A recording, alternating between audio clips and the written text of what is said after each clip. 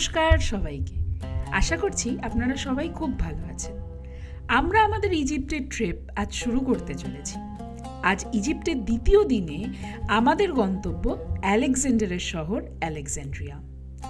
Greek এবং Egyptian শিল্পশৈলীর এক অদ্ভুত মেলবন্ধনের প্রতীক এই শহর। এখানে আপনি যেমন একধারে দেখতে পাবেন ইজিপশিয়ান দেবদেবীদের মূর্তি, সেরকমই তাদের পোশাকে এবং সাজসজ্জায় পাবেন গ্রিক শিল্পের নিবন্ধ। তবে সবথেকে আশ্চর্যের কথা কি জানেন? আলেকজান্ডারের প্রিয় শহর তিনি নিজেই কখনো বেঁচে থাকতে দেখতে পারেননি। চলুন তাহলে ঘুরে দেখি আলেকজান্ড্রিয়া, আর তার ফাঁকে ফাঁকে আপনাদের সাথে শেয়ার করি এই শহরের কিছু না জানা গল্প।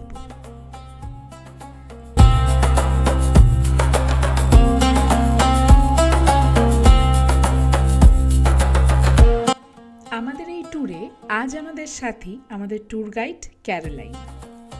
আজ আমরা প্রথম যাই ক্যাটাকম্বস অফ আলেকজান্ড্রিয়া দেখতে, যার আবিষ্কারক হলো এক গাধা। ইজিপশিয়ান ইতিহাসের এক বিস্তারিত অংশ জুড়ে আছে মৃত্যুর প্রভাব। রাজার মহল দেখা না গেলেও তার কবর অবশ্যই দেখা যাবে। ক্যাটাকম্ব হলো এমনই এক রোমান ফ্যামিলির কবরস্থান। এর মূল আকর্ষণ হলো গ্রিক, রোমান এবং ইজিপশিয়ান আর্কিটেকচারের এক সিমলেস ফিউশন।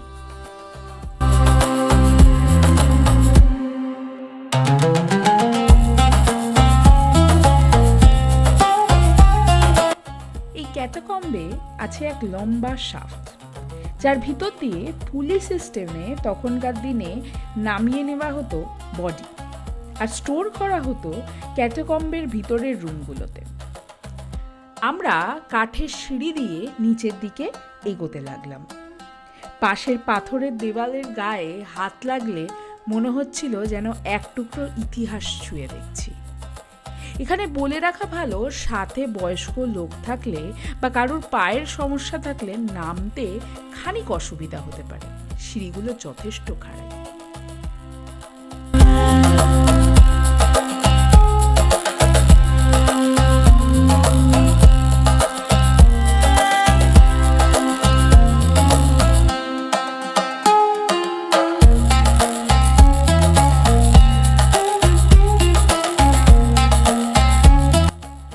ক্যাটাকম্বের নিচে তখন কোনো কনস্ট্রাকশনের কাজ চলছিল। বালতি করে মাটি উঠছিল উপরে। ভাবতেও গায়ে কাটা দেয় যে ঠিক এইভাবেই কিছু হাজার বছর আগে নামিয়ে নেওয়া হতো সব দেহ। নিচে এসে মা, বাবা, আমি সবাই একটু হাঁপিয়ে নিয়ে চটজলদি কিছু ফটো তুলে নিলাম। ক্যারোলাইন আমাদের দেখালো ভিতরে ঢোকার দরজার দুপাশে বসার জায়গা, যার আর্চ খানিকটা ঝিনুক শেপের। এখানেই ক্যাটাকম্বের ভিতরে ঢোকার আগে বসে জিরিয়ে নিত শ্রদ্ধা জ্ঞাপন করতে আসা পরিবারের লোকেরা।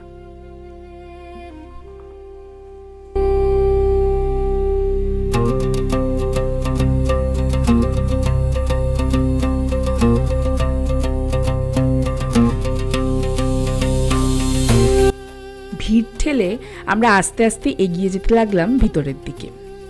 এর ভিতরে আছে এক বিশাল ঘর, যেখানে মৃত মানুষের জীবনের বিশেষ দিনগুলোতে তার ফ্যামিলি আসতো তার সাথে লাঞ্চ বা ডিনার করতে। এই রুমের দেওয়ালে দেখা যায় মশাল লাগানোর কিছু হুকো।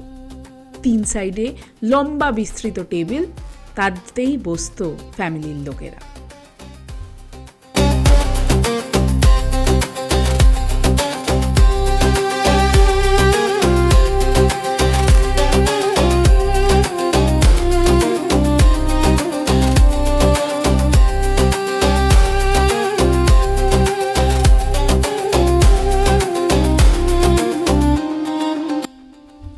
ক্যাটাকম্বের গরম আর ঘাম মুছতে মুছতে আমরা আস্তে আস্তে এগিয়ে চললাম ক্যাটাকম্বের মেন দর্শনীয় জায়গাটার দিকে। এই ক্যাটাকম্বেই আমাদের প্রথম সম্মুখ সাক্ষাৎ হলো ইজিপশিয়ান মাইথোলজির গভীরতার সাথে। খানিকটা হিন্দু দেবদেবীদের মতোই তাদের সপরিবার বিবরণ আছে ইজিপশিয়ান মাইথোলজিতে। ইজিপ্টের প্রত্যেক শহরে নিজস্ব এক দেবতার পরিবার আছে, যাকে সেই শহরের ট্রায়াড বলা হয়, the god, the goddess and the child. আলেকজান্ড্রিয়ার ট্রায়াড হল সেরাপসিস, আইসিস অ্যান্ড হার্পোক্রেটস, যারা ইজিপশিয়ান দেবতা ওজাইরিস, আইসিস এবং তাদের ছেলে হরাসের গ্রিক ভার্সন বলা যেতে পারে।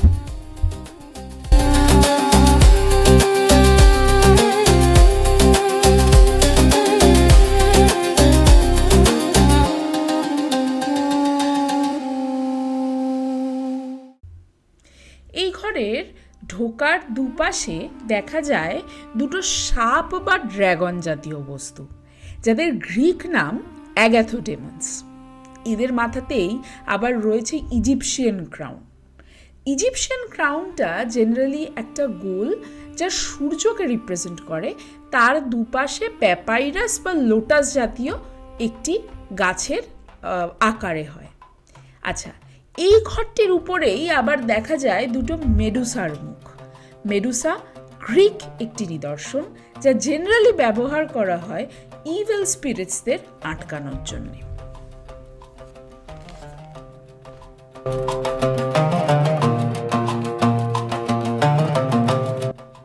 এখানে একটা পরিষ্কার পিকচার আমরা দিলাম, পজ করে একটু ভালো করে দেখে নেবেন।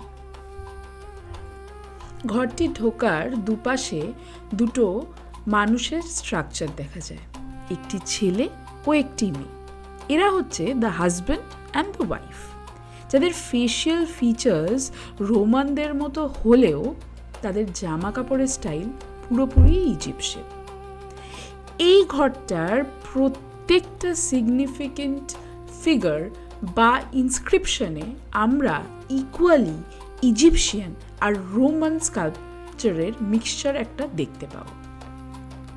ঘরটাতে ঢুকে তার পিছনের দেওয়ালে দুধারে রয়েছে আনুবিসের দুটো মূর্তি। অবভিয়াসলি আনুবিস তো গড অফ আফটার লাইফ, যাকে মামিফিকেশনের গড বলেও জানা হয়। কিন্তু এই পার্টিকুলার আনুবিসটার বৈচিত্র্য হলো সে পরে আছে রোমান ড্রেস, একটা রোমান স্কার্ট। তো যেটা আমি বলছিলাম, এই ঘরটা যেটা মাস্টার্স টুম্ব বলা হয় ক্যাটাকম্বে, এর প্রত্যেকটা ইনস্ক্রিপশন অ্যান্ড স্কাল্পচারে খুব সুন্দরভাবে কালচারের মিক্স দেখা যায়। এই ঘরের দেওয়ালে আছে মামিফিকেশনের আগের প্রসেসগুলোর ডেসক্রিপশন। এক দেওয়ালে দেখতে পাওয়া যায় গ্রিক গড ডায়োনিসিসকে, যিনি ওয়াইন এবং ফেস্টিভিটির দেবতা। এইখানেই প্রথম দেখলাম মামিফিকেশনের টেবিল, যা জন্তুদের জন্য পাথরের এবং মানুষদের জন্য উডের হয়। আর মামিফিকেশন করে অর্গানগুলো যে জারে রাখা হয়, তার মাথায় থাকে জন্তুদের বা মানুষের একটা অংশ, আর নিচটা হয় কাঠের বা পাথরের। সেগুলোকে বলা হয় ক্যানোপিক জার। এর ব্যাপারে বিস্তারিত আমি আপনাকে পরে বলবো, কিন্তু এটা জেনে রাখুন যে মামিফিকেশনে জেনারেলি 4টে ক্যানোপিক জার হয়, কিন্তু এই ঘরে মামিফিকেশনের প্রসেসে আমরা 3টে ক্যানোপিক জার দেখতে পাই, যার থেকে এটা বোঝা যায় যে যেই ইনস্ক্রিপশনটা করেছে সে আদপেও ইজিপশিয়ান নয়।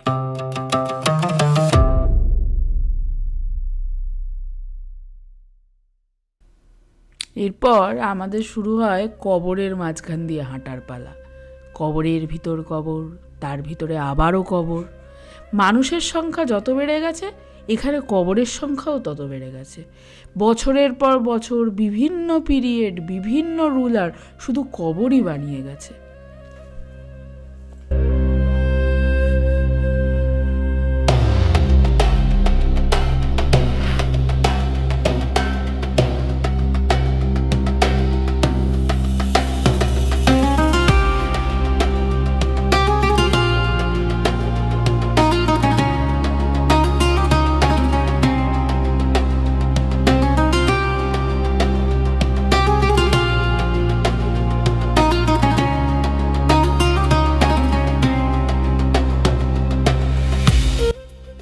এত কবরের মধ্যে দিয়ে হাঁটতে হাঁটতে আমার হলুদ ক্রক্সের রং তখন প্রায় বাদামি হয়ে গেছে।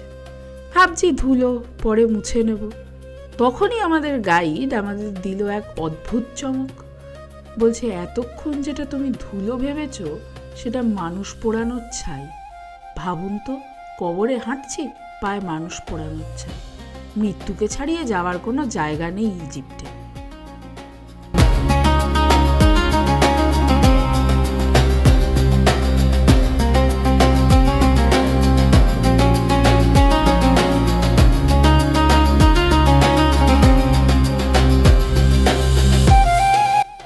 কবর হলো, ছাই হলো, এবার এলাম হাড়ের স্তূপের কাছে। প্রথমে সবাই ভাবছে এটা মানুষের হাড়, তখন হঠাৎ আমার চোখ যায় পেলভিক বোনটার দিকে। আমাকে বোকা বানানো অত সহজ না। এটা বড় কিছু জন্তুর হাড়, যা এক জায়গায় জড়ো করে একটা নতুন স্কাল্পচারে পরিণত করা হয়েছে। ইজিপ্ট অ্যান্ড মৃত্যুর ফ্যান্টাসি।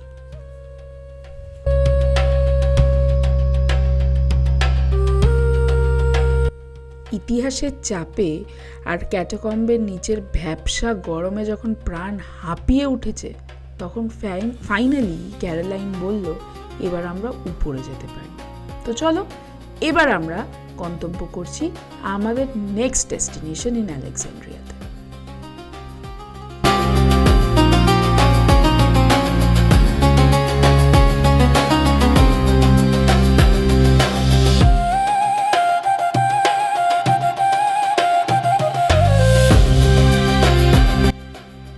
আলেকজান্ড্রিয়ার শতাব্দী প্রাচীন রাস্তাগুলো দিয়ে গাড়িতে যেতে যেতে দেখে নিলাম এখানেরই কিছু বাজার দোকান।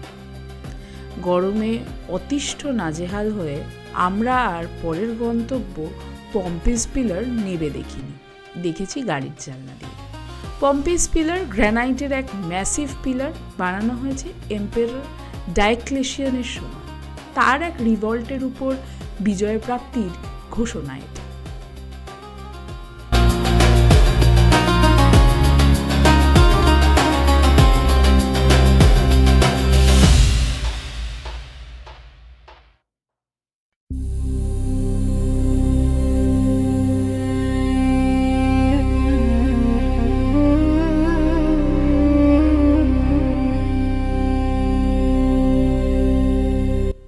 আলেকজান্ড্রিয়ার কবল স্ট্রিটের ট্রাম লাইনগুলোর উপর দিয়ে ছুটে চলল আমাদের গাড়ি। The most awaited destination Bibliotheca Alexandria, বা আলেকজান্ড্রিয়ার সেই ফেমাস লাইব্রেরিতে এবার আমাদের যাত্রা।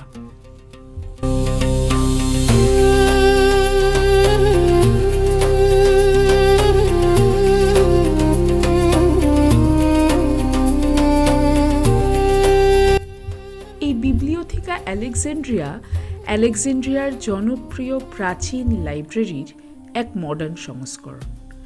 উপর থেকে দেখলে এর শেপ খানিকটা একটা খোলা বইয়ের মতো। প্রেজেন্টলি এখানে প্রায় 800 মিলিয়ন বই আছে। 4টে মিউজিয়াম, একটা প্ল্যানেটোরিয়াম। অসংখ্য স্টুডেন্ট আসে এখানে পড়ার জন্য। আশপাশের আলেকজান্ড্রিয়ার বিভিন্ন কলেজ থেকে স্টুডেন্টরা এখানে পড়তে আসে। একদিকের কাঁচের ছাদ থেকে দূরে দেখা যাচ্ছে মেডিটেরেনিয়ান সি, আর আরেকদিকে সোঁদা বইয়ের পাতার গন্ধ। কাশ এই জন্মে কোনো একদিন এখানে বসে পড়াশুনো করতে পারতাম।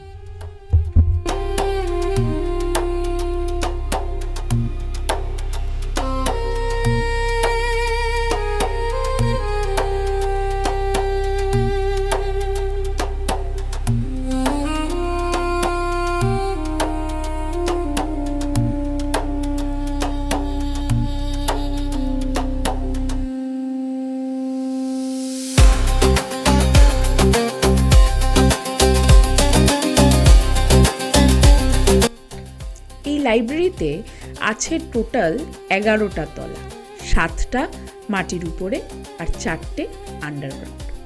আমরা যেখানে দাঁড়িয়েছিলাম সেখান থেকে একতলা নিচে নেমে আসি।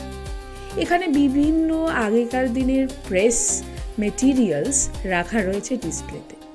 আছে কিছু কয়েন্স, প্যাপাইরাসের স্ক্রোল, চারিদিকে ইতিহাসের ছোঁয়া। দারুণ লাগছিল হেঁটে এই জায়গাটা ঘুরে দেখতে। তার সাথে আরও ভালো লাগছিল পাশে বসা স্টুডেন্টদের পড়তে দেখতে।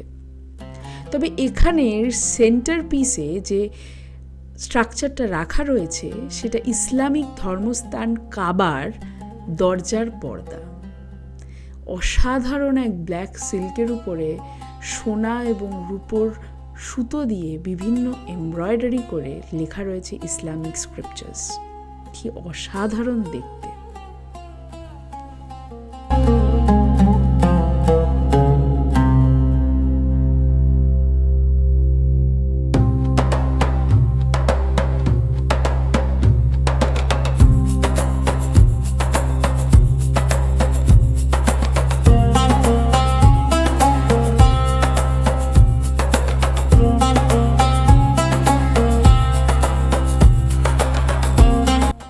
মেডিটেরেনিয়ান সির লোভ কি আর এক ঝলকে মেটে? তাই তাকে পাশে নিয়েই এগিয়ে চললাম আমাদের পরের ডেস্টিনেশনে। আমাদের পরের ডেস্টিনেশন কাইত বে সিটাডেল।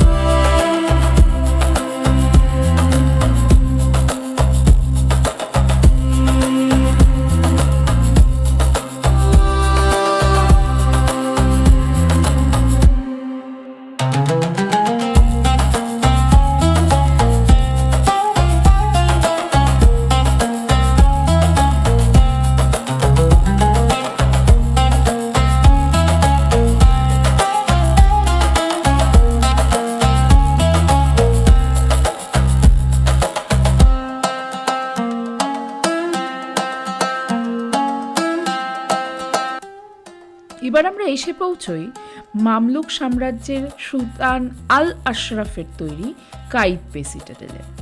1500 শতাব্দীর এই দুর্গ মূলত সামুদ্রিক প্রতিরক্ষা গড়ে তোলার জন্য তৈরি করা হয়। এখনের কাইত বে সিটাডেল এক অত্যন্ত ফটোগ্রাফিক জায়গা।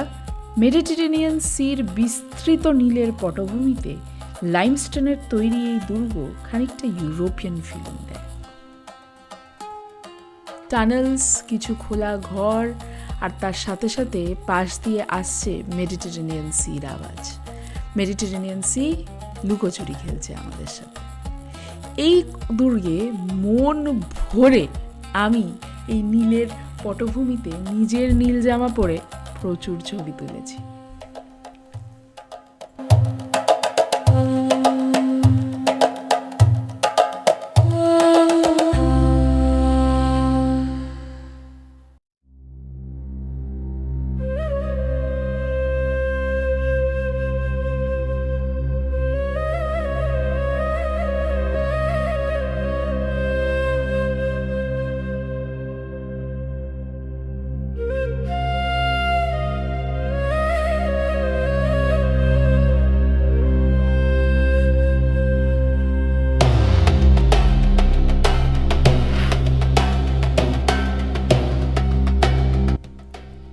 দুর্গটার মূলত দুটো এন্ট্রেন্স, একটা সাইড এন্ট্রেন্স, একটা মেন এন্ট্রেন্স।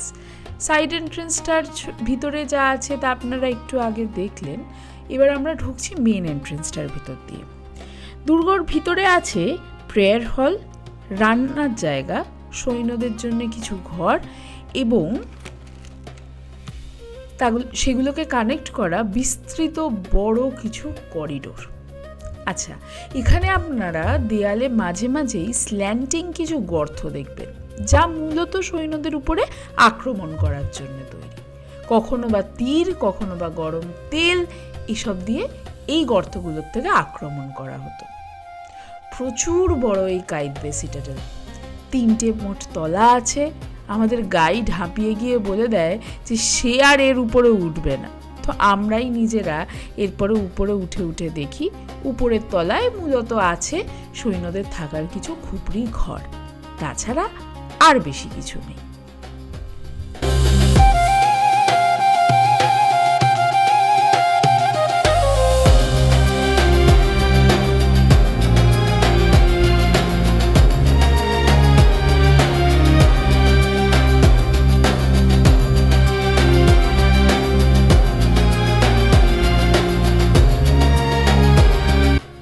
আপনাদের আগে যেটা বললাম এটাই সেই প্রেয়ার হল। এখানে শুধু নামাজ পড়া না, এখানেই খানিক স্কুল চলতো, মানে ধর্মগ্রন্থতে পড়াশুনো করানো হতো বাচ্চাদের।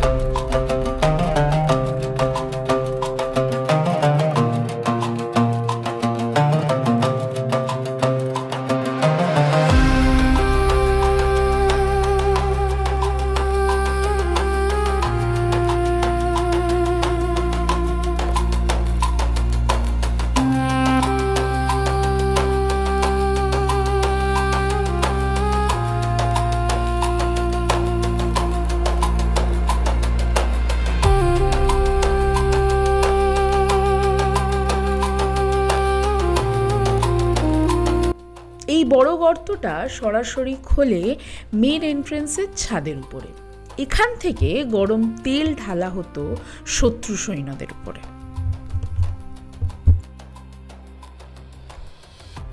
এই ছোট ঘরগুলো সারিবদ্ধভাবে রয়েছে এই দুর্গের এক দেয়ালের গায়ে। এখানেই তখনকার দিনে থাকতো সৈন্যরা।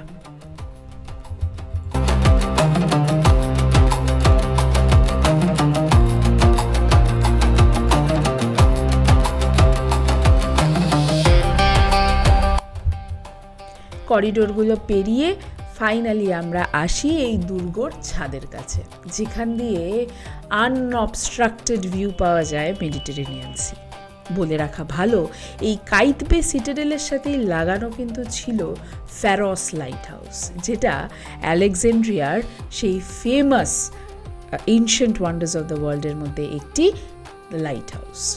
এখন যদিও সেটা দেখতে পাওয়া যায় না। এই জায়গাটা ফটোগ্রাফির জন্য একদম আইডিয়াল। সবাই এক এক করে সিঙ্গেল এবং গ্রুপ ফটো তুলে নিলাম আমরা। এই মাইলস এন্ড মাসালা পেজে আমরা আমাদের বেড়াতে যাওয়ার গল্পগুলো আপনাদের সাথে শেয়ার করছি। আশা করি ইজিপ্ট পর্বের এই দ্বিতীয় ভিডিও আপনাদের ভালো লেগেছে। সঙ্গে থাকুন ইজিপশিয়ান ইতিহাসের আরও অনেক রোমাঞ্চকর গল্পের জন্য। আর অবশ্যই ভিডিওটা ভালো লাগলে লাইক করতে ভুলবেন না। দেখা হবে পরের পর্বে, যেখানে হবে আমাদের সাথে আপনাদেরও পিরামিড দর্শন।